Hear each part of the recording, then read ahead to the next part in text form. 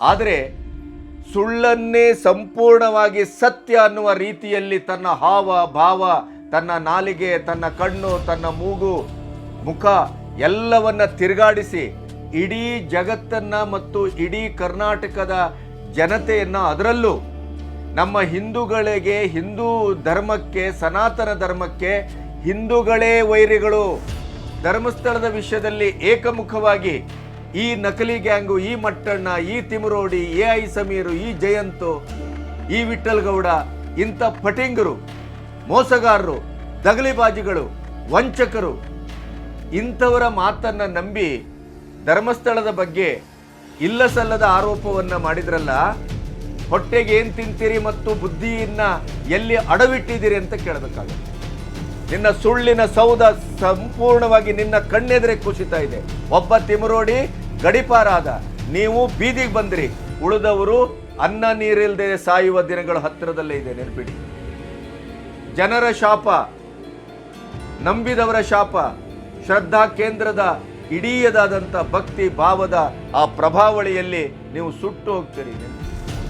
ಏನ್ ನಾವೇ ಸತ್ಯದ ಮಹಾ ಒಂದು ಇದನ್ನ ಏನೋ ಅನಗ್ಯ ರತ್ನಗಳನ್ನೇ ತಂದು ಇಲ್ಲಿ ನಿಮ್ಮ ಎದುರು ಇಡ್ತಾ ಇದ್ದೇವೆ, ನಾವೆಲ್ಲ ಪಟಿಂಗರು, ನಾವೆಲ್ಲ ಧರ್ಮಸ್ಥಳ ಗಡೆಯವರ ದುಡ್ಡು ತಿಂದಂತ ಎಂಜಲು ನಾಯಿಗಳು ಅಂತೆಲ್ಲ ಬೈತಾ ಇದ್ರಲ್ಲ. ಈಗ ಎಲ್ಲಿದ್ದೀರಿ? ಸಾಂವಿಧಾನಿಕವಾಗಿ ರಚನೆಯಾದಂಥ ಜನತಂತ್ರ ವ್ಯವಸ್ಥೆಯ ಪ್ರತಿಯೊಂದು ಅಧಿಕಾರದ ನೆಲೆಗಳನ್ನ ಭ್ರಷ್ಟಗೊಳಿಸಿದ್ದಾರೆ, ದುರುಪಯೋಗ ಪಡಿಸ್ಕೊಂಡಿದ್ದಾರೆ ಮತ್ತು ಜನರಿಗೆ, ಜನರ ಭಾವನೆಗೆ ದ್ರೋಹ ಬಗೆದಿದ್ದಾರೆ. ಅಷ್ಟೇ ಅಲ್ಲ, ಅಪಮಾನ ಮಾಡಿದ್ದಾರೆ ಇವರು.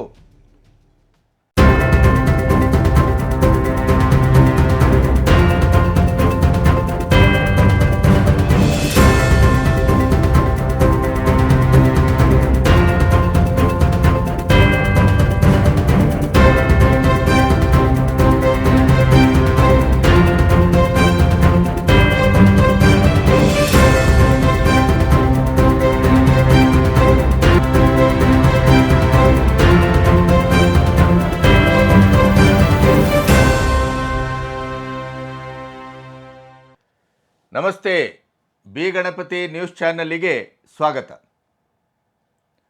ಟಾರ್ಗೆಟ್ ಧರ್ಮಸ್ಥಳ ಎಂಥ ವಿಕಾರವಾದಂಥ ಒಂದು ಷಡ್ಯಂತ್ರಕ್ಕೆ ಗುರಿಯಾಗಿತ್ತು.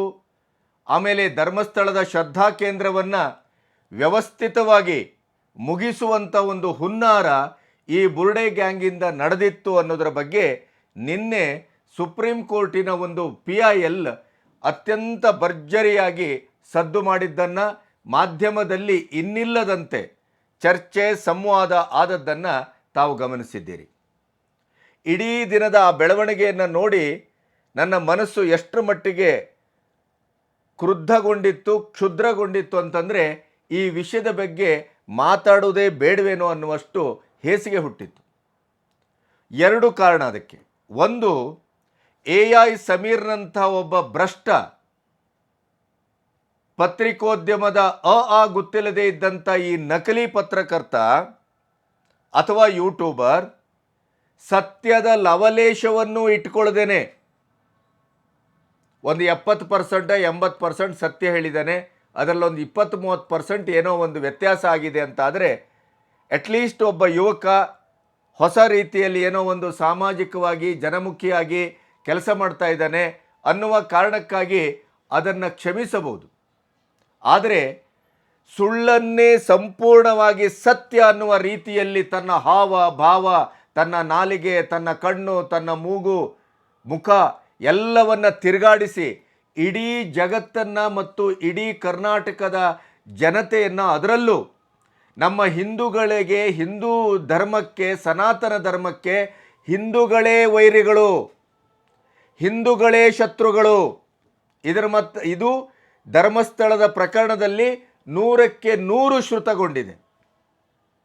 ಬೇರೆ ಧರ್ಮದ ಅಥವಾ ಬೇರೆ ಮತದ ಯಾವುದೇ ವ್ಯಕ್ತಿಗಳು ಇದರಲ್ಲಿ ಇನ್ವಾಲ್ವ್ ಆದರೂ ಕೂಡ ಇದರ ಸಂಪೂರ್ಣ ಸಮೂಹ ಸನ್ನಿಗೆ ಒಳಗಾಗಿ ಧರ್ಮಸ್ಥಳದ ಶ್ರದ್ಧಾ ಕೇಂದ್ರವನ್ನು, ಹೆಗಡೆಯವರ ಕುಟುಂಬವನ್ನು ವಾಚಾಮ ಗೋಚರವಾಗಿ ಬಾಯಿಗೆ ಬಂದ ಹಾಗೆ ಬೈದದ್ದು ಮತ್ತು ಪ್ರಪಗಾಂಡ ಮಾಡಿದ್ದು, ನರೇಟಿವನ್ನು ಸೃಷ್ಟಿ ಮಾಡಿದ್ದು ಅದು ಹಿಂದೂಗಳೇ.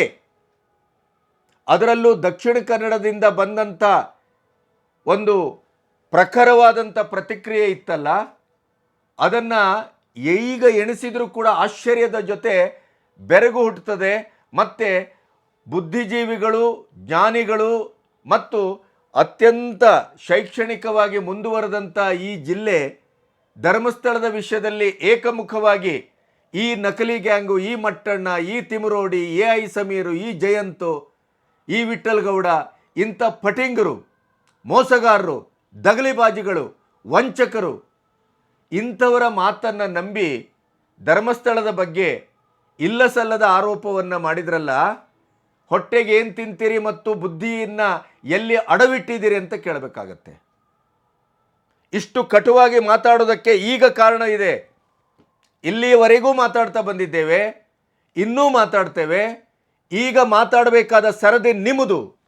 ಮತ್ತು ಈ 5, 6, 7 ನಮ್ಮ ಕನ್ನಡದ ಎಂಜಲು ತಿನ್ನುವಂಥ ಕೆಲವು ಯೂಟ್ಯೂಬರ್ಸ್ಗಳಿದಾರಲ್ಲ, ಈ ನಕಲಿ ಗ್ಯಾಂಗಿನ ಹೇಸಿಗೆಯನ್ನು ಇದೇ ತಿಮರೋಡಿ ಮನೆಯಲ್ಲಿ ಕೂತು ತಿಂದು ಉಂಡು ಅದನ್ನು ಇಡೀಯದಾಗಿ ಪ್ರಪಂಚಕ್ಕೆ ಮತ್ತು ನಮ್ಮ ಕರ್ನಾಟಕಕ್ಕೆ ಪಸರಿಸುವಂಥ ನಾವೇ ಸತ್ಯದ ತುಣುಕುಗಳು, ನಾವೇ ಸತ್ಯದ ತುಂಡುಗಳು, ಹರಿಶ್ಚಂದ್ರನ ಮೊಮ್ಮಕ್ಕಳು ಅಂತ ಬೊಬ್ಬೆ ಹೊಡೆಯುವಂಥ ಕೆಲವು ಅಡ್ಡನಾಡಿ ಯೂಟ್ಯೂಬರ್ಸ್ಗಳಿದಾರಲ್ಲ, ಏನು ನಮ್ಮನ ಹತ್ರನೇ ತನಿಖೆ, ನಮ್ಮದೇ ತನಿಖೆಯ ಮೂಲ ಒಂದು ಧಾತು ನಮ್ಮ ಹತ್ರನೇ ಇದೆ, ಎಲ್ಲವೂ ದಾಖಲೆಗಳು ಅಂತ ಏನು ಪುಂಖಾನುಪುಂಖವಾಗಿ ವಿಡಿಯೋ ಮಾಡ್ತಾ ಇದ್ರಲ್ಲ ಹೆಗಡೆಯವರ ವಿರುದ್ಧ, ಧರ್ಮಸ್ಥಳದ ವಿರುದ್ಧ, ಈಗ ಬೊಗಳಿ. ನಾಲಿಗೆಯಲ್ಲಿ ಇರುವ ನಿಮ್ಮ ಹೊಲಸನ್ನು ಈಗ ಹೊರಗಾಕಿ. ಯಾಕೆ ಅಂತಂದರೆ ಮೇ 5ರಂದು ಇಲ್ಲಿ ಮಾಡುವ ಎಲ್ಲ ಪ್ರಪೋಗಾಂಡಗಳ ಮೊದಲು ಸುಪ್ರೀಂ ಕೋರ್ಟ್ ಹೋಗಿದೆ ಈ ದಗಲ್ಬಾಜಿ ಗ್ಯಾಂಗು. ಅದರಲ್ಲೂ KV ಧನಂಜಯವಂಥ ಬಹಳ ಉನ್ನತ ಮಟ್ಟದ, ನಂಬಿಕೆಗೆ ಅರ್ಹವಾದಂಥ, ಬಹಳ ಪ್ರಖ್ಯಾತಿ ಹೊಂದಿದಂಥ ವಕೀಲರ 7 ಜನರ ತಂಡ ಈ ಬುರ್ಡೆ ಗ್ಯಾಂಗನ್ನು, ಬುರ್ಡೆ ಸಮೇತ ದೆಹಲಿಗೆ ಹೋಗಿ ಬಂದ ವಿಚಾರ ಬೇರೆ ಬೇರೆ ರೀತಿಯಲ್ಲಿ ಚರ್ಚೆ ಆಗ್ತಾ ಇತ್ತು. ಆದರೆ ಈಗ ಅದರ ಅಸಲಿಯತ್ತು ಹೊರಗೆ ಬಿದ್ದಿದೆ. ಸತ್ಯವಾಗೋ ಮೇನ್ ಸ್ಟ್ರೀಮಿನ ಮಾಧ್ಯಮ ಇದೆಯಲ್ಲ, ಧರ್ಮಸ್ಥಳದ ವಿಚಾರದಲ್ಲಿ ಮಾಡಿದಂಥ ಇನ್ವೆಸ್ಟಿಗೇಷನ್ನು, ಡಿಗ್ಗಿಂಗು, ಸತ್ಯಶೋಧನೆ, ಅದು ಮಾರ್ವಲೆಸ್ ಅಂತ ಹೇಳ್ತೇನೆ ನಾನು. ಸಮಾಜಕ್ಕೆ ಮತ್ತು ನಮ್ಮ ಶ್ರದ್ಧಾ ಭಕ್ತಿ, ನಮ್ಮ ಸನಾತನ ಧರ್ಮದ ನೆಲೆಗೆ ಅವರು ಕೊಟ್ಟಂಥ ಈ ಧರ್ಮಸ್ಥಳದ ಒಂದು ತಿರುಗೇಟಿದೆಯಲ್ಲ, ಅದು ಈ ನಕಲಿ ಗ್ಯಾಂಗಿನ ಇಡೀ ಷಡ್ಯಂತ್ರವನ್ನು ಸಾಮಾಜಿಕವಾಗಿ, ಸಾಂಸ್ಕೃತಿಕವಾಗಿ, ಆಧ್ಯಾತ್ಮಿಕವಾಗಿ ಸಂಪೂರ್ಣವಾಗಿ ಬೆತ್ತಲುಗೊಳಿಸಿದೆ. ಆಮೇಲೆ ಅದು ಕಿರಿಕೀರ್ತಿ ಇರ್ಬೋದು, ರಾಕೇಶ್ ಶೆಟ್ಟಿ ಇರ್ಬೋದು, ಗಿಳಿಯಾರು ಇರ್ಬೋದು, ಆ ಥರದ ಒಂದು 18 ಅದ್ಭುತ ಯೂಟ್ಯೂಬರ್ಗಳು ನನ್ನಂಥವನನ್ನು ಸೇರಿ ನಮಗೆ ಗೊತ್ತಿದ್ದೋ ಗೊತ್ತಿಲ್ಲದೇನೆ ಧರ್ಮಸ್ಥಳದ ಶ್ರದ್ಧಾ ಕೇಂದ್ರದ ಉಳಿವಿಗೆ, ಪರ್ಯಾಯವಾಗಿ ಸನಾತನ ಧರ್ಮದ ಉಳಿವಿಗೆ ಒಂದು ಸಾಂಘಿಕವಾಗಿ ಟೊಂಕ ಕಟ್ಟಿದೆವಲ್ಲ ಸುನಾಮಿಯ ಎದುರು, ಅದು ಇವತ್ತು ಸಾರ್ಥಕತೆಯ ಹಂತಕ್ಕೆ ಬಂದು ನಿಂತಿದೆ. ಈ ಪಟ್ಟಿಂಗರ ಇಡೀ ಛದ್ಮವೇಷವನ್ನು ಸಂಪೂರ್ಣವಾಗಿ ಸುಪ್ರೀಂ ಕೋರ್ಟ್ ಕಿತ್ತು ಬಿಸಾಡಿದೆ. ಸರ್ಕಾರಕ್ಕೆ ಮೋಸ ಮಾಡಿದ್ರಿ, SIT ರಚನೆಗೆ ಮೋಸದಿಂದ ವಂಚನೆಯಿಂದ ಮುಂದಾದ್ರಿ, ಜನಕ್ಕೆ ಮೋಸ ಮಾಡಿದ್ರಿ, ನಮ್ಮ ಭಾವನೆಗಳೊಟ್ಟಿಗೆ ಆಟ ಆಡಿದ್ರಿ. ಈ ದರಿದ್ರ ಸರ್ಕಾರಕ್ಕೆ ಲೀಗಲ್ ಟೀಮ್ ಯಾಕಿದೆ, ಇಂಟೆಲಿಜೆನ್ಸ್ ಡಿಪಾರ್ಟ್ಮೆಂಟ್ ಯಾಕಿದೆ, ಅಥವಾ ಗೃಹ ಇಲಾಖೆ ಯಾಕಿದೆ, ಅದನ್ನು ಅವರೇ ಹೇಳಬೇಕು. ಮುಖ್ಯಮಂತ್ರಿಗಳು ಪಹಲ್ಗಾಮನ ಘಟನೆ ಆದಾಗ ಇಡೀ ಕರ್ನಾಟಕದ ಇದೇ ಕಾಂಗ್ರೆಸ್ಸು ಇಂಟೆಲಿಜೆನ್ಸ್ ಡಿಪಾರ್ಟ್ಮೆಂಟ್ ಎಲ್ಲೋಗಿತ್ತು ಅಂತ ಮರಿ ಖರ್ಗೆಯಿಂದ ಹಿಡಿದು ಹಿರಿ ಖರ್ಗೆಯವರೆಗೆ ಪ್ರತಿಯೊಬ್ಬರು ಬೊಗಳಿದ್ರಲ್ಲ. ಏಪ್ರಿಲ್ 30ಕ್ಕೆ PIL ಹಾಕಿದೆ ಇದೇ ಗ್ಯಾಂಗು. ಮೇ 5ಕ್ಕೆ ಅದು ವಿಚಾರಣೆಗೆ ಬಂದಿದೆ. ಪಬ್ಲಿಕ್ ಲಿಟಿಗೇಷನ್ ಅಂತ ಹಾಕ್ತಾ ಇದ್ದೀರಿ, ಇಲ್ಲಿ ಪ್ರೈವೇಟ್ ಇಂಟ್ರೆಸ್ಟ್ ಕಾಣ್ತಾ ಇದೆ, ಪೈಸಾ ಇಂಟ್ರೆಸ್ಟ್ ಕಾಣ್ತಾ ಇದೆ, ಪೊಲಿಟಿಕಲ್ ಇಂಟ್ರೆಸ್ಟ್ ಕಾಣ್ತಾ ಇದೆ. ಇಲ್ಲಿಯವರೆಗೆ ಈ ಚಿನ್ನಯ್ಯ ಅನ್ನುವಂಥ ವ್ಯಕ್ತಿ ಎಲ್ಲಿಗೆ ಹಾಳಾಗಿ ಹೋಗಿದ್ದ? ಯಾಕೆ ಇಷ್ಟು ಲೇಟಾಗಿ ಬಂದಿದ್ದೀರಿ? ಇದರಲ್ಲಿ ಸಂಪೂರ್ಣವಾಗಿ ನಿಮ್ಮ ಪೈಸಾ, ಪ್ರೈವೇಟ್ ಮತ್ತು ಪೊಲಿಟಿಕಲ್ ಇಂಟ್ರೆಸ್ಟ್ ಕಾಣ್ತಾ ಇದೆ. ಈ ಪೈಸಾ ಇಂಟ್ರೆಸ್ಟ್ ಅನ್ನೋದನ್ನು ಸುಪ್ರೀಂ ಕೋರ್ಟ್ ಇವತ್ತಿನವರೆಗೂ ಎಲ್ಲಿಯೂ ಯಾವುದೇ PILಗೂ ಅಥವಾ ಅರ್ಜಿಗೂ ಈ ರೀತಿಯ ಸ್ಪಷ್ಟವಾದಂಥ ಛೀಮಾರಿಯನ್ನು ಹಾಕಿರಲಿಲ್ಲ. ನೆನಪಿಡಿ, ಇದೇ KV ಧನಂಜಯ್ ಅವರು ಸುವರ್ಣ ಟಿವಿಯಲ್ಲಿ ಕೂತು ಹನುಮಕ್ಕನವರೊಟ್ಟಿಗೆ ಮಾತಾಡ್ತಾ ಇರೋದನ್ನು ನಾನು ಕೇಳಿಸ್ಕೊಂಡಿದ್ದೇನೆ. ಯಾಕೆ ಈ ಬುರುಡೆ ಗ್ಯಾಂಗಿನ ಸಪೋರ್ಟ್ ಮಾಡ್ತಾ ಇದ್ದೀರಿ? ಯಾಕೆ ಧರ್ಮಸ್ಥಳದ ವಿರುದ್ಧ ಹೋದಂಥ ಈ ಗ್ಯಾಂಗಿಗೆ ಲಾಯರ್ ಆಗಿ ನಿಂತಿದ್ದೀರಿ ಅಂತ ಕೇಳಿದ್ರೆ, ಇಲ್ಲೊಂದು ಪಬ್ಲಿಕ್ ಇಂಟ್ರೆಸ್ಟ್ ಕಂಡಿತ್ತು ನನಗೆ. ಸಾರ್ವಜನಿಕರ ಹಿತಾಸಕ್ತಿಗೆ ಈ ಹೋರಾಟ ನಡೀತಾ ಇದೆ. ಹೆಣ್ಮಕ್ಕಳಿಗೆ ಅನ್ಯಾಯ ಅದರ ವಿರುದ್ಧ ಹೋರಾಟ ನಡೀತಾ ಇದೆ. ಆದ್ದರಿಂದ ನಾನು ಇವರೊಟ್ಟಿಗೆ ನಿಂತಿದ್ದೇನೆ. ಇದೇ ಸುಪ್ರೀಂ ಕೋರ್ಟ್, ಇದೇ KV ಧನಂಜಯ್ ಈ ಮಾಧ್ಯಮದಲ್ಲಿ ಮಾತಾಡುವ ಪೂರ್ವದಲ್ಲೇ ಇದು ಪೈಸಾ interest, private interest, political interest ಇದೆ ಇದರಲ್ಲಿ ಅಂಥೇಳಿ ಅರ್ಜಿಯನ್ನು ಕಿತ್ತು ಬಿಸಾಡಿದೆ ಮುಖಕ್ಕೆ ಹೊಡೆದಾಗೆ.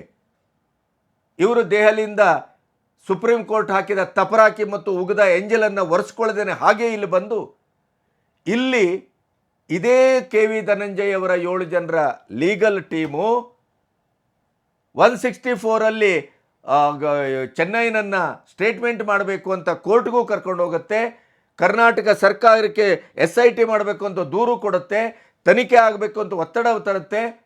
ಎಡಪಂಥೀಯರು ಮತ್ತು ಬುದ್ಧಿಜೀವಿಗಳು, ಅರ್ಬನ್ ನಕ್ಸಲ್ಸು ಎಲ್ಲ ಸೇರಿ ಹೋಗಿ ಸಿದ್ದರಾಮಯ್ಯನವರನ್ನು ಮೆಸ್ಮರೈಸ್ ಮಾಡಿ SIT ರಚನೆಯೂ ಆಗುತ್ತೆ.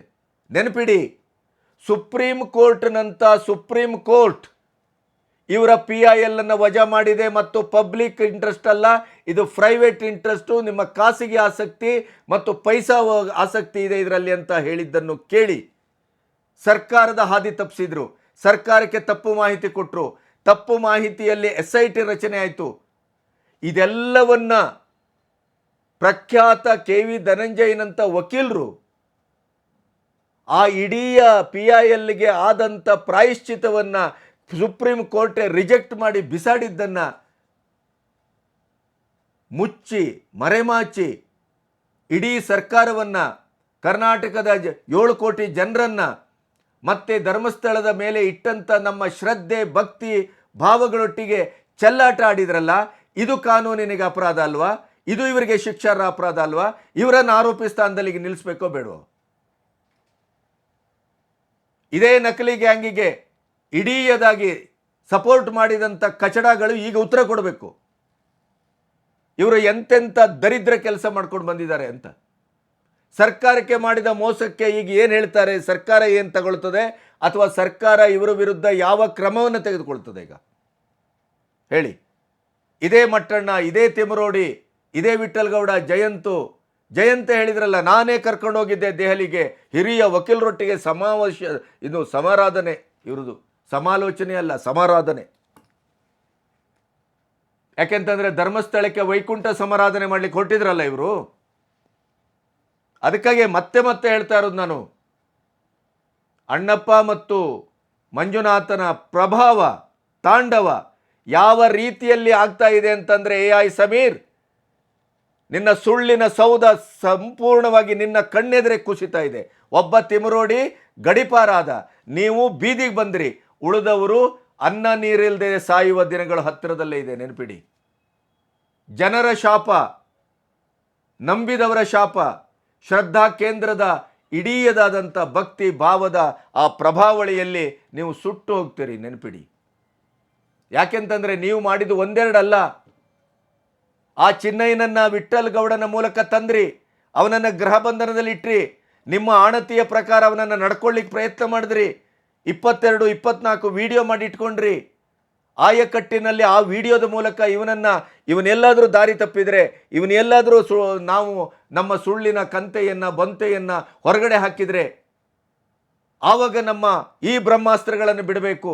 ಎಂಥ ಅದ್ಭುತವಾದಂಥ ಸ್ಕ್ರಿಪ್ಟನ್ನು ಮಾಡಿಕೊಂಡು ಇಡೀ ಜನರನ್ನು, ಸರ್ಕಾರವನ್ನು, SITಯನ್ನು, ನ್ಯಾಯಾಂಗವನ್ನು ಸುಪ್ರೀಂ ಕೋರ್ಟಲ್ಲಿ ಈ ಥರದ PIL ಹಾಕಿ ರಿಜೆಕ್ಟ್ ಆಗಿ ಉಗಿಸ್ಕೊಂಡು ಪ್ರೈವೇಟ್ ಇಂಟ್ರೆಸ್ಟು, ಪಬ್ಲಿಕ್ ಇಂಟ್ರೆಸ್ಟ್ ಅಲ್ಲ, ಪೊಲಿಟಿಕಲ್ ಇಂಟ್ರೆಸ್ಟು, ಪೈಸಾ ಇಂಟ್ರೆಸ್ಟು ಅಂತ ಹಣದ ಒಂದು ವ್ಯಾಮೋಹವನ್ನು, ಆಮಿಷವನ್ನು, ಹಣ ಮಾಡುವುದಕ್ಕಾಗಿ ಒಂದು ಪ್ರಬಲವಾದಂಥ ವ್ಯವಸ್ಥೆಯನ್ನು ಸಾಮಾಜಿಕವಾಗಿ ಹಣದು ನೀವು ದುಡ್ಡು ಮಾಡಲಿಕ್ಕೆ ಹೊರಟಿದ್ರಿ ಪಟಿಂಗರ ಅಂತೇಳಿ ಸುಪ್ರೀಂ ಕೋರ್ಟೇ ಹೇಳಿದ್ದನ್ನು ಕೂಡ ಮುಚ್ಚಿಟ್ಟಂಥ ಈ ದಗಲಬಾಜಿಗಳಿಗೆ ಇವತ್ತು ಸರ್ಕಾರ ಏನು ಮಾಡುತ್ತೆ? ಮುಖ್ಯಮಂತ್ರಿಗಳು ಮಾತಾಡ್ತಾ ಇಲ್ಲ, ಗೃಹ ಮಂತ್ರಿಗಳು ಮಾತಾಡ್ತಾ ಇಲ್ಲ, ಷಡ್ಯಂತ್ರ ನಡೀತಾ ಇದೆ ಅಂತ ಹೇಳಿದಂಥ ಉಪಮುಖ್ಯಮಂತ್ರಿಗಳು ಮಾತಾಡ್ತಾ ಇಲ್ಲ, ಲೀಗಲ್ ಟೀಮ್ ಮಾತಾಡ್ತಾ ಇಲ್ಲ. ಹಾಡೇ ಹಗಲು ಮೋಸ ಮಾಡಿದಂಥ ಈ ಗ್ಯಾಂಗು ಇವತ್ತು ರಾಜಾರೋಷವಾಗಿ ತಿರುಗಾಡ್ತಾ ಇದೆ ಕರ್ನಾಟಕದ ಸರ್ಕಾರದ ನದರಿನಲ್ಲಿ. ಯಾಕೆ ಹಾಗಾದರೆ SIT ಒಂದು ಸುಪ್ರೀಂ ಕೋರ್ಟಿನ PIL ವಜಾ ಆದದ್ದು ಮತ್ತು ಅವರು ಉಗಿದದ್ದು, ಅವರು ಪಾಯಿಂಟ್ಔಟ್ ಮಾಡಿದ್ದು ಒಂದು ಅದ್ಭುತವಾದಂಥ ಸಾಕ್ಷಿ ಇದು. ಇದನ್ನೇ ಹಾಗಾದರೆ ಈ ಪಟ್ಟಿಂಗರಿಂದ ಬಾಯಿ ಬಿಡಿಸ್ಲಿಕ್ಕಾಗಲಿಲ್ವೇ? SIT ಏನು ಮಣ್ಣು ತಿಂತ ಇತ್ತಾ? ಹಾಗಾದರೆ SITಯ ಬಗ್ಗೆ ನಾವು ನಂಬಬೇಕೋ ಅಥವಾ SITಯನ್ನು ಅಪನಂಬಿಕೆಯಿಂದ ನೋಡಬೇಕೋ ಹೇಳಿ. ನಾವು ಮಾತಾಡಿದರೆ ಧರ್ಮಸ್ಥಳದ ಪರವಾಗಿ, ಹೆಗಡೆಯವರ ಪರವಾಗಿ ಮಾತಾಡ್ತೀರಿ. ಪೇಮೆಂಟ್ ಗಿರಾಕಿ, ನಮ್ಮ ಕುಟುಂಬದಿಂದ ಹಿಡಿದು, ನಮ್ಮ ಕುಟುಂಬಿಕರಿಂದ ಹಿಡಿದು, ನಮ್ಮಿಂದ ಹಿಡಿದು ಪ್ರತಿ ಒಬ್ಬರನ್ನ ಶೂಲಕ್ಕೇರಿಸುವ ಹಾಗೆ ಆ ಮಗ, ಈ ಮಗ, ಬೋ ಮಗ ಅಂತ, ಸೋಮಗ ಅಂತೇಳಿ ನಮ್ಮ ಮೇಲೆ ಎರಗುತ್ತೀರಲ್ಲ. ಈಗೇನು ಹೇಳ್ತೀರಿ? ನಿಮ್ಮ ನಾಲಿಗೆಯನ್ನು ಯಾವುದೇ ಬ್ರಷ್ ಹಾಕಿ ತೊಳ್ಕೊಂಡ್ರು, ಫಿನಾಯಿಲ್ ಹಾಕಿ ತೊಳೆದ್ರು, ನೀವು ಮಾಡಿದ ದಗಲ್ಬಾಜಿತನ, ನೀವು ಮಾಡಿದ ಸುಳ್ಳಿನ ಹಿಂದೆ ಬಿದ್ದು EII ಸಮೀರ್ ಅಂತ ಪಟಿಂಗರ ಗ್ಯಾಂಗನ್ನು ನಂಬಿಕೊಂಡು ಧರ್ಮಸ್ಥಳಕ್ಕೂ ನಮ್ಮಂಥ ಪತ್ರಕರ್ತರ ಪ್ರಾಮಾಣಿಕತೆಗೆ ನೀವು ದ್ರೋಹ ಬಗೆದು ಇಲ್ಲಸಲ್ಲದ ವಾಚಾಮಗೋಚರವಾಗಿ ಬೈದ್ರಲ್ಲ. ನಿಮ್ಮ ಬೈಗಳದ ಮೂಲಕ ಹೊಲಸುಗೊಂಡ ನಾಲಿಗೆಯನ್ನು ಕತ್ತರಿಸುವ ದಿನಗಳು ಬರ್ತವೆ, ನೆನ್ಪಿಡಿ. ಅದು ತೊಳೆದರೆ ಕ್ಲೀನ್ ಆಗೋದಿಲ್ಲ. ಯಾಕೆಂದರೆ ಅಂಥ ಅಪರಾಧವನ್ನು ಈ ಪಟ್ಟಿಂಗರೊಟ್ಟಿಗೆ ಸೇರ್ಕೊಂಡು ಮಾಡಿದ್ದೀರಿ. ಈಗೇನು ಹೇಳ್ತಾರೆ ಈ ದರಿದ್ರ ಯೂಟ್ಯೂಬರ್ಗಳು? ಏನು ನಾವೇ ಸತ್ಯದ ಮಹಾ ಒಂದು ಇದನ್ನು ಏನು ಅನಗ್ಯ ರತ್ನಗಳನ್ನೇ ತಂದು ಇಲ್ಲಿ ನಿಮ್ಮ ಎದುರು ಇಡ್ತಾ ಇದ್ದೇವೆ, ನಾವೆಲ್ಲ ಪಟಿಂಗರು, ನಾವೆಲ್ಲ ಧರ್ಮಸ್ಥಳ ಹೆಗಡೆಯವರ ದುಡ್ಡು ತಿಂದಂಥ ಎಂಜಲು ನಾಯಿಗಳು ಅಂತೆಲ್ಲ ಬೈತಾ ಇದ್ರಲ್ಲ. ಈಗ ಎಲ್ಲಿದ್ದೀರಿ? ಸುಪ್ರೀಂ ಕೋರ್ಟಿನ ಈ PIL ಬಗ್ಗೆ ಸುಪ್ರೀಂ ಕೋರ್ಟೇ ನಿಮ್ಮ ಪೈಸಾ ಇಂಟ್ರೆಸ್ಟ್ ಅಂತ ಹೇಳಿದ್ದನ್ನು ಈ ನಕಲಿ ಗ್ಯಾಂಗನ್ನು ಒದ್ದೋಡಿಸಿತ್ತಲ್ಲ, ಅದು ಬಂದು ಇವತ್ತು ಇಲ್ಲಿ ಸರ್ಕಾರಕ್ಕೆ, ನಮ್ಮ ಸರ್ಕಾರ ಎಡಪಂಥೀಯ ಸರ್ಕಾರ, ಬ್ರದರ್ಹುಡ್ ಸರ್ಕಾರ ಅನ್ನುವಂಥ ನೆಲೆಯಲ್ಲಿ ಇವರೆಲ್ಲರೂ ಸೇರಿಕೊಂಡು ಸರ್ಕಾರವನ್ನು ಹಾದಿ ತಪ್ಪಿಸಿದರು, ಜನರಿಗೆ ಮೋಸ ಮಾಡಿದರು, ಕೋರ್ಟಿಗೆ ಮೋಸ ಮಾಡಿದರು, ಪೊಲೀಸ್ ಇಲಾಖೆಯನ್ನು ನಿಮ್ಮ ಮನೆಯ ಚಾಕರಿಯ ಆಳುಗಳ ಹಾಗೆ ಬಳಸ್ಕೊಂಡ್ರಿ. ಆ ಚಿನ್ನಯ್ಯನ ಅನ್ನುವಂಥ ಒಬ್ಬ ಬೇಕೂಫನನ್ನು ತಂದು ಅವನನ್ನು ಜೀವ ಬೆದರಿಕೆ ಒಡ್ಡಿ ಮಾಡಬಾರ್ದನ್ನು ಮಾಡಿದ ಈ ದರಿದ್ರ ಗ್ಯಾಂಗು ಕಂಡಲ್ಲಿ ಅಗೆಯುವಂಥ ಕೆಲಸ ಮಾಡಿತ್ತು. ಅಲ್ಲಿ ಏನೂ ಸಿಕ್ಕಿಲ್ಲ. ಕರ್ನಾಟಕದ ಜನತೆಯ ತೆರಿಗೆಯ ಹಣವನ್ನು ಬೇಕಾಬಿಟ್ಟು ಪೋಲು ಮಾಡಿದ್ರಿ. ಅದನ್ನು ಯಾರೀಗ ವಾಪಸ್ ಭರಿಸುವವರು? ಏನು ಮಾಡ್ತೀರಿ ಈ ದರಿದ್ರ ಗ್ಯಾಂಗಿಗೆ? ಸಿದ್ದರಾಮಯ್ಯನವರೇ, ನಿಮ್ಮ ಮೌನ ಅಲ್ಲ, ನಿಮ್ಮ ಆ್ಯಕ್ಷನ್ನನ್ನು ನಿರೀಕ್ಷೆ ಮಾಡ್ತಾ ಇದ್ದೇವೆ ನಾವು. ನಿಮ್ಮ ಸರ್ಕಾರ ಅಂತಲ್ಲ, ಯಾವುದೇ ಸರ್ಕಾರಿ ವ್ಯವಸ್ಥೆಗೆ ಸುಳ್ಳು ಹೇಳಿ ಕಾನೂನಾತ್ಮಕವಾಗಿ ಸುಪ್ರೀಂ ಕೋರ್ಟೇ PIL ಅನ್ನು ವಜಾ ಮಾಡಿ ನಿಮ್ಮ ಇಂಟ್ರೆಸ್ಟ್ ಇರೋದು ಪಬ್ಲಿಕ್ಕಲ್ಲ, ಸಾರ್ವಜನಿಕ ಇಂಟ್ರೆಸ್ಟ್ ಅಲ್ಲ. 50 ಪುಟದ ಒಂದು ದೂರನ್ನು PIL ಅನ್ನು ಸಲ್ಲಿಸಿದ್ರು. ಆ ತನಿಖೆ ಆಗಬೇಕು, ಈ ತನಿಖೆ ಆಗಬೇಕು, CBI ಆಗಬೇಕು, NIA ಆಗಬೇಕು, ನಿವೃತ್ತ ನ್ಯಾಯಾಧೀಶರ ನೇತೃತ್ವದಲ್ಲಿ ಆಗಬೇಕು, ಹೆಗಡೆಯವರ ಮೇಲೆ ತನಿಖೆ ಆಗಬೇಕು, ಧರ್ಮಸ್ಥಳದ ಮೇಲೆ ತನಿಖೆ ಆಗಬೇಕು, ಏನೇನು ಅವರ ಐಡೆಂಟಿಟಿಯನ್ನು ರಿವೀಲ್ ಮಾಡಬಾರ್ದು, ಅವನಿಗೆ ಚಿನ್ನಯ್ಯನಿಗೆ ಪ್ರೊಟೆಕ್ಷನ್ ಕೊಡಬೇಕು. ಇವೆಲ್ಲ 50 ಪುಟದ್ದೇನೋ ಹಾಕಿದ್ರಲ್ಲ, ಒಂದು ನಿಮಿಷದಲ್ಲಿ ಸುಪ್ರೀಂ ಕೋರ್ಟ್ ಅದನ್ನು ಕ್ಯಾಕರ್ಸ್ ಉಗಿದು ಚಿನ್ನಯ್ಯನಿಗೆ ಛೀಮಾರಿ ಹಾಕಿ ಉಗಿದು ಕಳಿಸಿದೆ. ಬಾಯಿ ಮುಚ್ಕೊಂಡು ಬಂದು ಇಲ್ಲಿ ಆಟ ಆಡಿದರು, ಸರ್ಕಾರದೊಟ್ಟಿಗೆ ಆಟ ಆಡಿದರು, ಕಾನೂನಿನೊಟ್ಟಿಗೆ ಆಟ ಆಡಿದರು. ಸುಳ್ಳು ಹೇಳಿ SIT ರಚನೆ ಮಾಡಿದ್ರಿ. SIT ರಚನೆ ಆದ ನಂತರ ಅಲ್ಲಿ ಸಿಕ್ಕಿದ್ದು ಶೂನ್ಯ. ಒಂದು ವ್ಯವಸ್ಥೆಯನ್ನು, ಸರ್ಕಾರವನ್ನು ಇಷ್ಟರ ಮಟ್ಟಿಗೆ ಭ್ರಷ್ಟಗೊಳಿಸಬಹುದು, ಇಷ್ಟರ ಮಟ್ಟಿಗೆ ಕೈಗೊಂಬೆಯಾಗಿಸ್ಕೊಳ್ಬಹುದು, ತಾವು ಹೇಳಿದ ಹಾಗೆ ನಡ್ಕೊಳ್ಳುವ ಹಾಗೆ ಅವರ ಮೇಲೆ ಪ್ರಭಾವ ಹೇರಬಹುದು ಅನ್ನೋದನ್ನು ಚರಿತ್ರೆಯಲ್ಲಿ ಈ ಪ್ರಕರಣ ಬಿಟ್ಟರೆ ಬೇರೆ ಪ್ರಕರಣ ನಿಮಗೆ ಸಿಗುವುದಿಲ್ಲ. ಏನೇನು ನಾಟಕ! ಮಾವನ ಮನೆಗೆ ಹೋಗುವಾಗೆ, ನೆಂಟರ ಮನೆಗೆ ಹೋಗುವಾಗೆ, ಬಾಡೂಟ ತಿನ್ಲಿಕ್ಕೆ ಹೋಗಿ ಬಂದಾಗೆ ಈ ಮಟ್ಟಣ್ಣ, ತಿಮರೋಡಿ, ಜಯಂತು ಇವರೆಲ್ಲ SITಯ ವಿಚಾರಣೆಗೆ ಹೋಗಿ ಬರ್ತಾ ಇದ್ರು. ಅದನ್ನು ಪ್ರಶ್ನೆ ಮಾಡಿದರೆ ನಮ್ಮನ್ನು ಪ್ರಶ್ನೆ ಮಾಡ್ತಾರೆ ಇವರು. ಈಗೇನು ಹೇಳ್ತೀರಿ? ಸಾಂವಿಧಾನಿಕವಾಗಿ ರಚನೆಯಾದಂಥ ಜನತಂತ್ರ ವ್ಯವಸ್ಥೆಯ ಪ್ರತಿಯೊಂದು ಅಧಿಕಾರದ ನೆಲೆಗಳನ್ನು ಭ್ರಷ್ಟಗೊಳಿಸಿದ್ದಾರೆ, ದುರುಪಯೋಗಪಡಿಸಿಕೊಂಡಿದ್ದಾರೆ ಮತ್ತು ಜನರ ಭಾವನೆಗೆ ದ್ರೋಹ ಬಗೆದಿದ್ದಾರೆ. ಅಷ್ಟೇ ಅಲ್ಲ, ಅಪಮಾನ ಮಾಡಿದ್ದಾರೆ ಇವರು.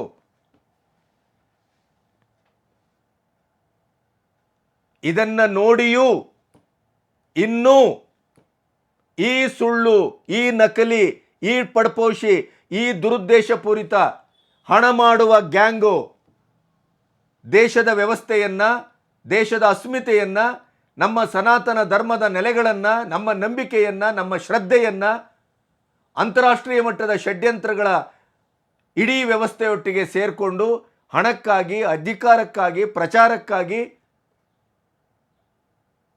ಈ ರೀತಿಯ ಮೋಸವನ್ನು ಮಾಡ್ತಾರೆ ಅಂತ ಆದರೆ ಇದಕ್ಕೆ ಯಾವ ಶಿಕ್ಷೆಯನ್ನು ಕೊಡ್ತೀರಿ? ಅವರನ್ನು ಯಾಕೆ ಬಂಧಿಸ್ತಾ ಇಲ್ಲ? ಇದೇ ಪರಿಸ್ಥಿತಿ ಬೇರೆ ಯಾವುದಾದ್ರೂ ಸಂದರ್ಭದಲ್ಲಿ ಆಗಿದ್ರೆ ಅಥವಾ ಧರ್ಮಸ್ಥಳ ಹೆಗಡೆಯವರ ವಿರುದ್ಧವೇ ಆಗಿದ್ರೆ, ಅಲ್ಲಿ ಯಾವುದೋ ಒಂದು ಕಳೆಬರ ಹೆಣ್ಣುಮಗಳು ಸಿಕ್ಕಿತು, ಆ ಥರ ಆಗಿದ್ದಿದ್ರೆ 24 ಅವರ್ಸ್ ಒಳಗಡೆ ಈ ಗೂಳಿಗಳನ್ನು, ಈ ನಕಲಿಗಳನ್ನು ಬಿಟ್ಟಾಗೆ ನೀವು ಬಿಡ್ತಿದ್ರ ಹೆಗಡೆಯವರ ಕುಟುಂಬವನ್ನ?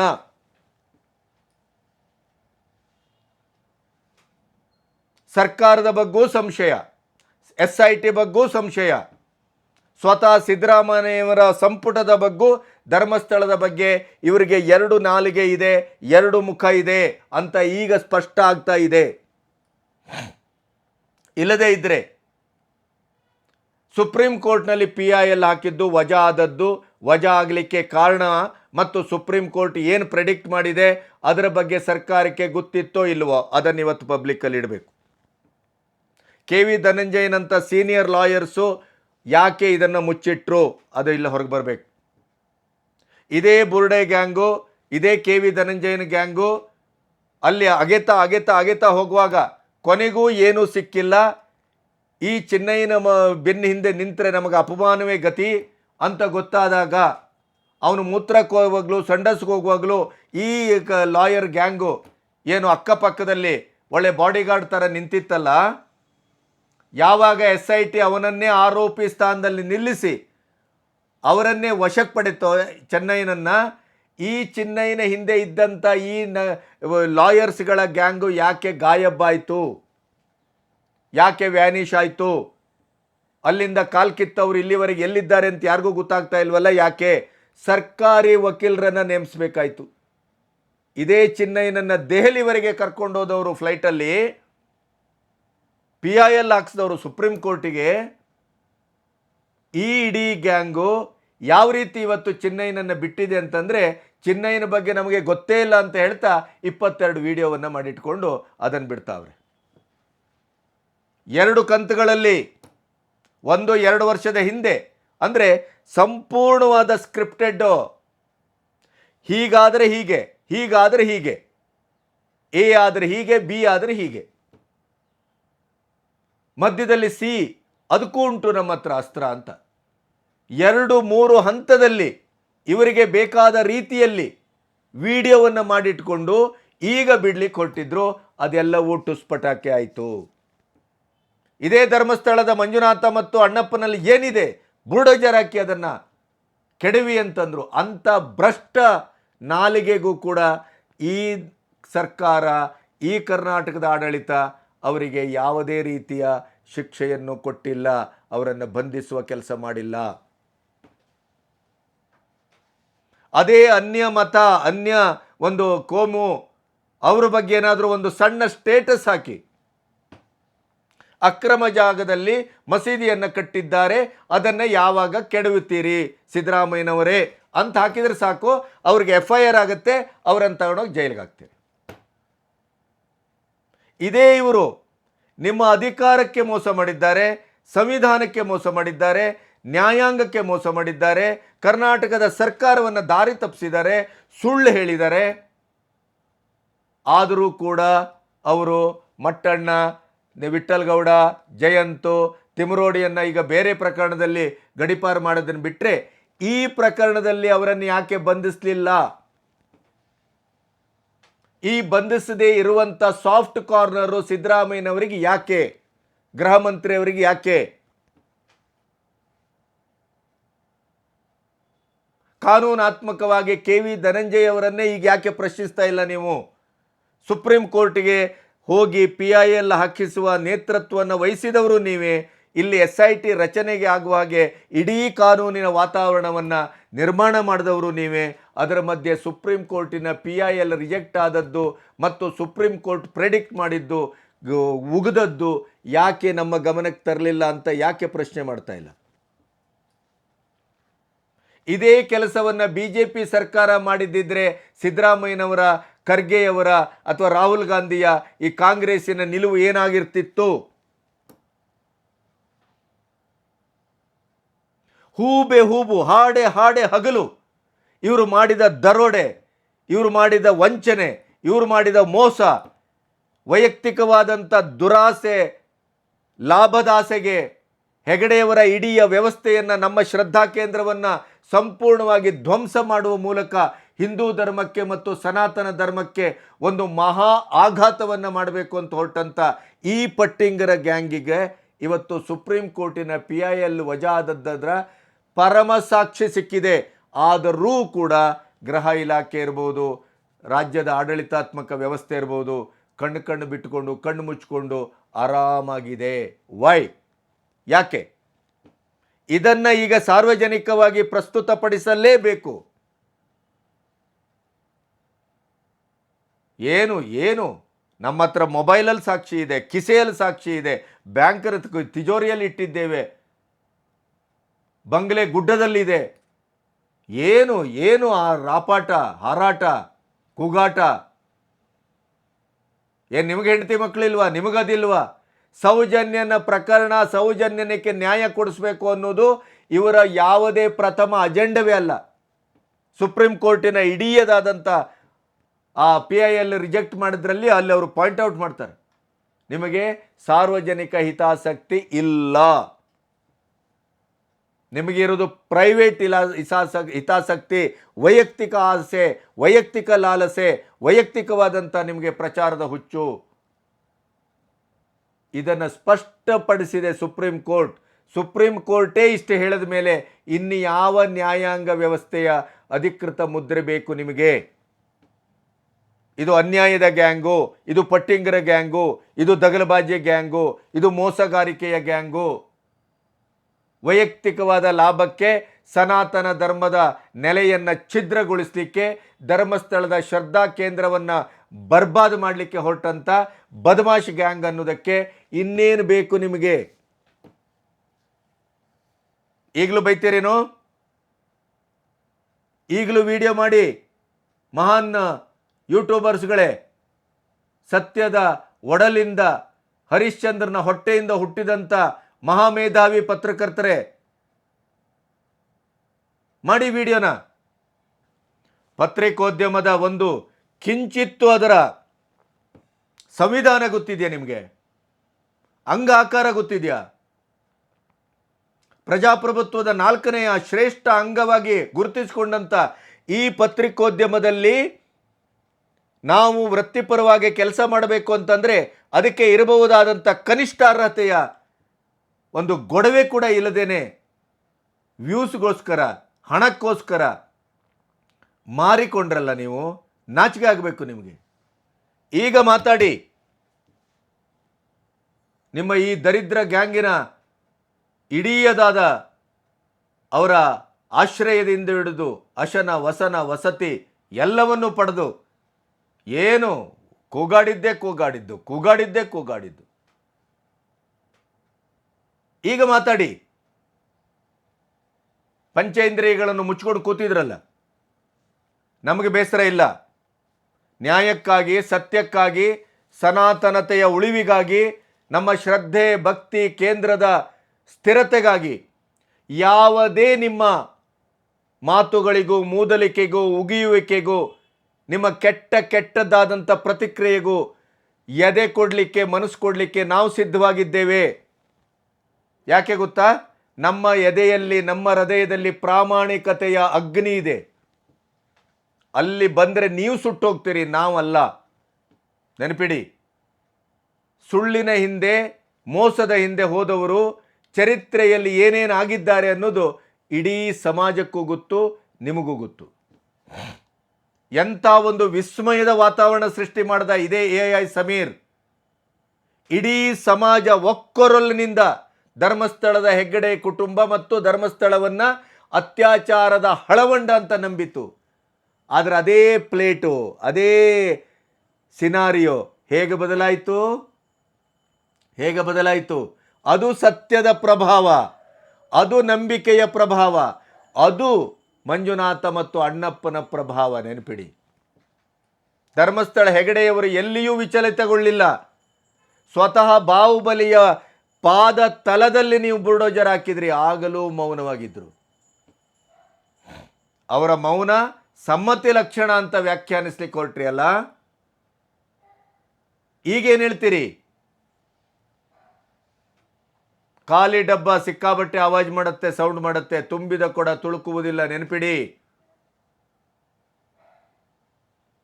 ಇವತ್ತು ಸತ್ಯದ ಇಡೀ ಪ್ರಭಾವ, ಇಡೀ ಈ ಗ್ಯಾಂಗಿನ ಒಡಲನ್ನ, ಅದರ ವಿಷವನ್ನ, ವಿಕಾರವನ್ನ ಸಂಪೂರ್ಣವಾಗಿ ಕಿತ್ತು ಬಿಸಾಡಿ ಸಮಾಜದ ಎದುರು ಬೆತ್ತಲೆಗೊಳಿಸಿದೆಯಲ್ಲ. ಈಗ ಮಾತಾಡಿ. ಬೈಯುವವರು, ಬೊಗಳುವವರು, ಉಗಿಯುವವರು, ಹೆಣ್ಣುಮಕ್ಕಳ ಇಡೀ ಸ್ತ್ರೀ ಸಂಕುಲವನ್ನೇ ನಾವು ಮಾತ್ರ ಕಾಪಾಡಲಿಕ್ಕಿರುವವರು ಅಂತ ಈ ಯೂಟ್ಯೂಬರ್ಗಳೊಟ್ಟಿಗೆ, ನಕಲಿ ಗ್ಯಾಂಗ್ ಒಟ್ಟಿಗೆ, AI ಸಮೀರ್ನಂಥವನೊಟ್ಟಿಗೆ ಸೇರಿಕೊಂಡು ನಮ್ಮಂಥವರನ್ನು, ನಾವು ಮಾತಾಡೋದನ್ನು, ನಾವು ವಾದಿಸಿದ್ದನ್ನು ನಾವು ಹೊರಗೆ ತರಬೇಕು ಅಂತ ಹೊರಟಂಥ ಸತ್ಯದ ನೆಲೆಯನ್ನು ವ್ಯಂಗ್ಯ ಮಾಡಿದ್ರಿ. ವ್ಯಭಿಚಾರ ಮಾಡಿದವರಾಗಿ ನಮ್ಮ ಮೇಲೆ ಎರಗಿದ್ರಿ. ಮಾತಾಡಿ, ಈಗ ಮಾತಾಡಿ. ಪಟ್ಟಿಂಗರು, ಕಳ್ಳರು, ಹಾಡೆ ಹಗಲು ಸಮಾಜವನ್ನು, ಅಧಿಕಾರವನ್ನು, ನ್ಯಾಯಾಂಗವನ್ನು ಸಂಪೂರ್ಣವಾಗಿ ನಮ್ಮ ಅಪ್ಪನ ಆಸ್ತಿ ಅನ್ನುವ ರೀತಿಯಲ್ಲಿ ಈ ನಕಲಿ ಗ್ಯಾಂಗ್ ಬಳಸ್ಕೊಂಡಿತ್ತಲ್ಲ. ಇಂಥ ಒಂದು ಹೇಯ ಕೆಲಸ ಚರಿತ್ರೆಯಲ್ಲಿ ಕರ್ನಾಟಕದಲ್ಲಿ ಹಿಂದೆಂದೂ ನಡೆದಿಲ್ಲ. ನೆವರ್. ಅದಕ್ಕೆ ಸರ್ಕಾರ ಈಗ ಏನು ಮಾಡುತ್ತೆ ಅನ್ನೋದು ನಮ್ಮ ಕುತೂಹಲ. ಈಗ ಸರ್ಕಾರ ಈ ದರಿದ್ರ ಗ್ಯಾಂಗಿನ ಬಗ್ಗೆ ಯಾವ ರೀತಿಯ ಕಾನೂನಿನ ಪ್ರಕ್ರಿಯೆಯನ್ನು ಮಾಡ್ತದೆ ಅನ್ನೋದು ನಮ್ಮ ಕುತೂಹಲ. ಇದೇ ಸಮಾಜ ಧರ್ಮಸ್ಥಳದ ವಿರುದ್ಧ ನಿಂತಿತ್ತು, ಈ ಪಟ್ಟಿಂಗರ ಪರವಾಗಿ ನಿಂತಿತ್ತು. ಸೌಜನ್ಯನ ಹೆಸರಿನಲ್ಲಿ, ಅಲ್ಲಿ ಅತ್ಯಾಚಾರ ಆದಂಥ ಹೆಣ್ಮಕ್ಳ ಹೆಸರಿನಲ್ಲಿ ಅವರೆಲ್ಲರಿಗೂ ನ್ಯಾಯ ಸಿಗಬೇಕು. ಅದಕ್ಕೆ ಒಂದು ಆತ್ಯಂತಿಕವಾದಂಥ, ನಿರ್ಣಾಯಕವಾದಂಥ ಒಂದು ತನಿಖೆಯೂ ಆಗಬೇಕು. ಅದರ ಪರವಾಗೇ ನಾವಿದ್ದೇವೆ.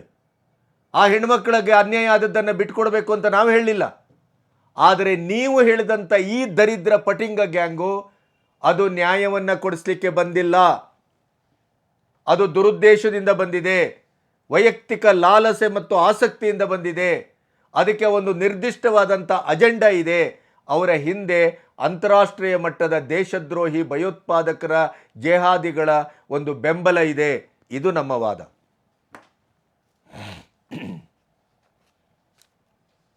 ಈಗ ಮಾತಾಡಿ, ಈಗ ಬೈರಿ, ನಾವು ಕೇಳಲಿಕ್ಕೆ ಸಿದ್ಧವಾಗಿದ್ದೇವೆ.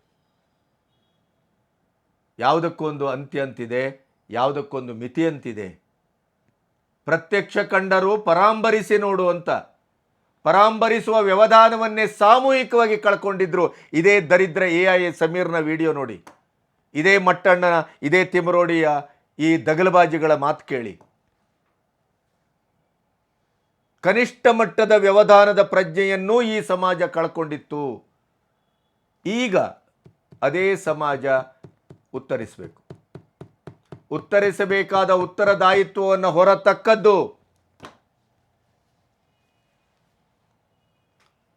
ನಮಸ್ತೆ.